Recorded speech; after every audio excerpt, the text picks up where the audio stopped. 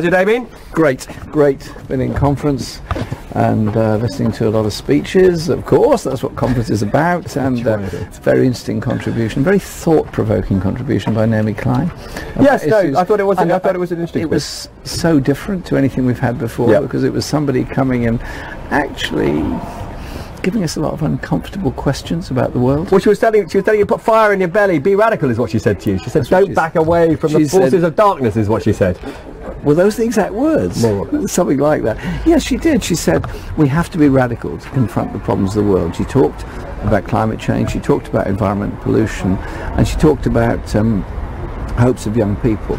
And also a big theme that's running through this conference from several speeches has been automation and the challenges that industrial societies face on that. Remember, Naomi's written a lot of work about what I suppose you can call Rust Belt politics in the United States and the effects over here and the power of global corporations. I think she's very interesting, and I think it's good that our conference invited somebody to actually give you a very challenging speech. Surely that's what politics is about. I mean, you do want to be radical. I saw you at Momentum a couple of nights ago. Yeah.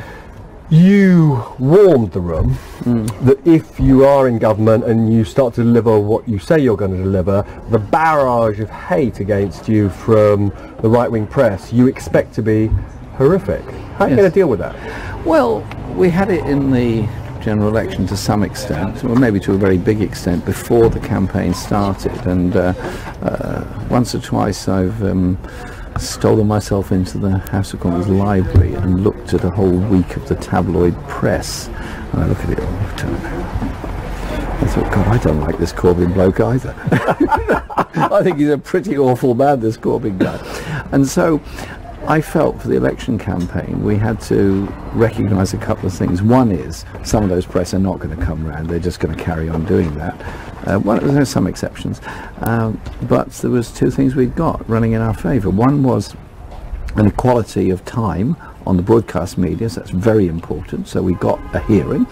And secondly was the use of social media, which we had these hundreds of thousands of young people who got involved in debate on social media. So when I was whiling the hours away on late night train journeys all over the country, providing us a signal, which in most places there is, you could sort of check out what's happening. And some of the debate was very interesting, and I thought there was quite profound debate going on amongst young people who were not of themselves hitherto very political, saying, well, what's in it for us? What's our life going to be like? I think that was something that was transformational in the election. I've never known that before in any election.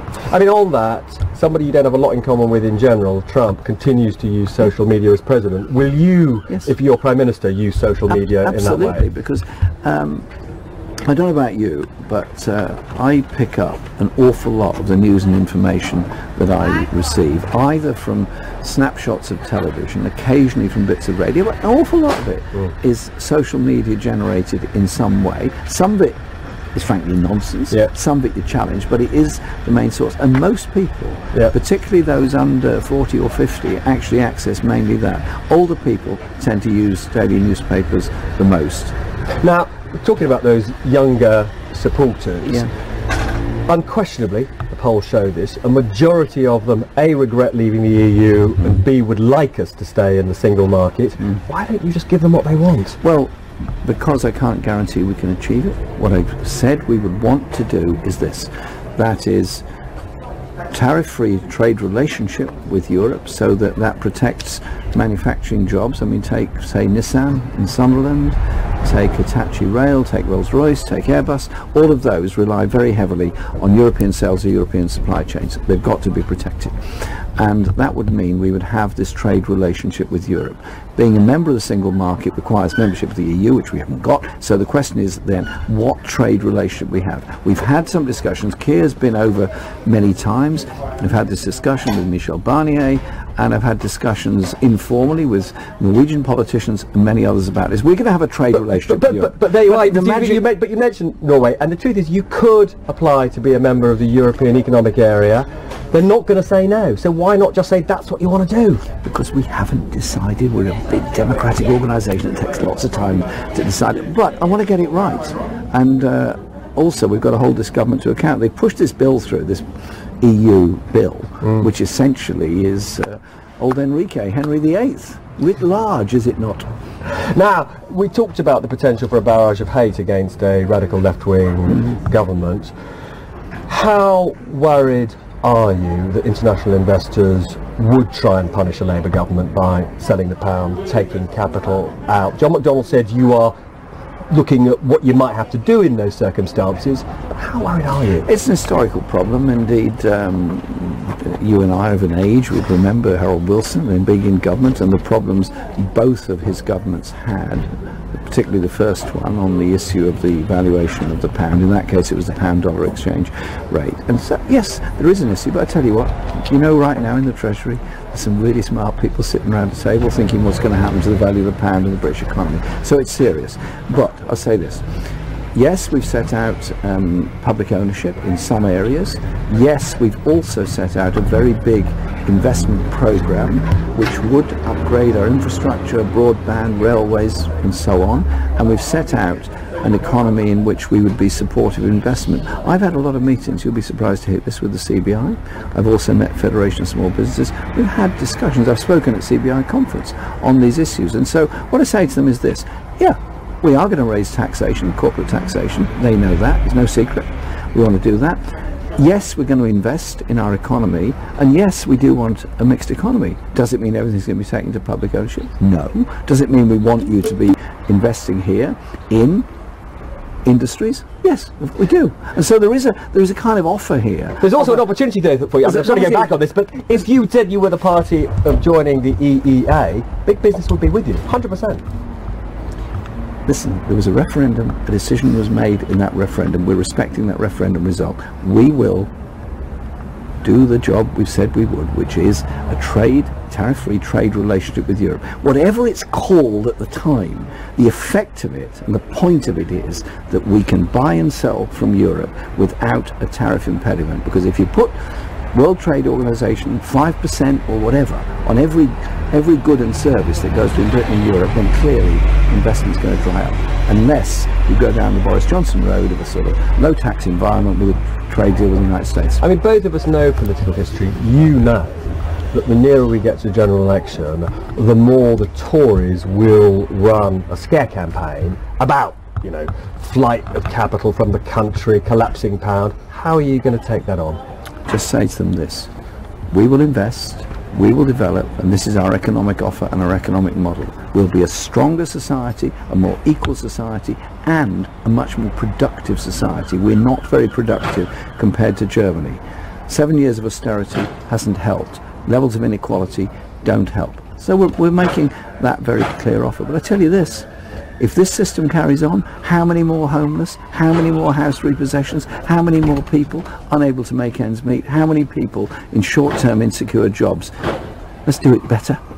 Now, this has been, I think most people would say, a pretty good conference for you. Hasn't finished yet. Yeah, it hasn't finished yet. We've got a speech tomorrow. Touch wood immediately. But it is odd that the BBC's political editor needs a bodyguard. That must be an embarrassment for you, isn't it? I've just spoken to Laura Koensberg and asked her about this. In fact, did an interview with her. Listen, any abuse of anybody by anybody is simply and totally wrong. I told her that, we agreed on that, and so talking to me now, you would say to anybody who is saying nasty things, stop it. Right, okay. Stop it straight away. Don't do it. It's not what I want. It's not what anybody wants. Listen, you and I may or may not agree on lots of things. Arsenal, we agree on. Other things we may not agree. We're capable of keeping that in perspective and having a civilised disagreement as well as a civilised agreement. I say that to everybody else. Now, another issue which lots of people are worried about is that sometimes legitimate criticism of Israel by Labour supporters morphs into anti-Semitism. But it shouldn't. It is perfectly reasonable to have a debate about settlement policy, about Israel's foreign policy. That's perfectly reasonable, but at no stage should it ever morph into any kind of anti-Semitism. That is simply totally unacceptable. Now, I've been told I've got to wind up. Can I have two very, very quick things, and they will be very quick. The first one was, you'll have seen the kneeling protest by American football players against Trump. Are you with them? Yes. They have every right to make that protest. Listen, Tommy Smith and others that made that protest in 1968 is legendary. They were standing up. It was a cry from the heart, from the black community in the United States over racism in the United States. And I say gently to President Trump, recognise the rights of protest, and your country, by the way, gained its independence from protest.